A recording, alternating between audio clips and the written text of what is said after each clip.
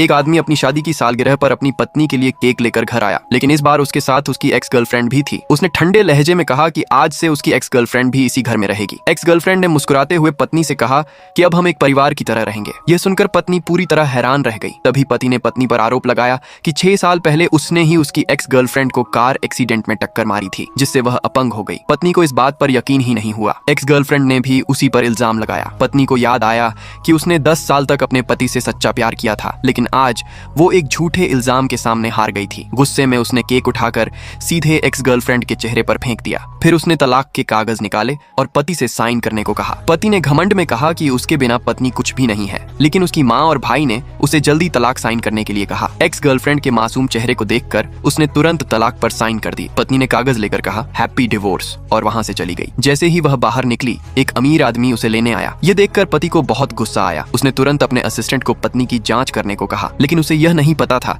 कि उसकी पत्नी सिर्फ उसकी कंपनी की बैक एंड कंट्रोलर ही नहीं, बल्कि एक बड़ी मल्टीनेशनल कंपनी की बॉस भी थी। जब वह घर लौटा तो देखा कि एक्स गर्लफ्रेंड ने पत्नी का सारा सामान फेंक दिया था। नौकर ने बताया कि पत्नी एक अंगूठी छोड़ गई है। गुस्से में उसने वह अंगूठी भी फेंक दी, लेकिन रात भर उसे नींद नहीं आई। उसका मन सिर्फ अपनी पत्नी के बारे में सोचता रहा। अगले दिन उसकी एक्स गर्लफ्रेंड के साथ सगाई थी। जब वह अंगूठी पहनाने जा रहा था, तभी अचानक किसी ने पत्थर मारकर उसका हाथ रोक दिया। वह उसकी एक्स वाइफ थी। एक्स गर्लफ्रेंड मुस्कुराकर बोली, क्या तुम हमें आशीर्वाद देने आई हो? पत्नी ने कहा, मैं तुम्हारे लिए एक तोहफा लाई हूँ। पति ने उसे चेतावनी दी कि वह शादी खराब न करे। तभी पत्नी ने एक्स गर्लफ्रेंड से पूछा, तुम्हें किसने टक्कर मारी थी?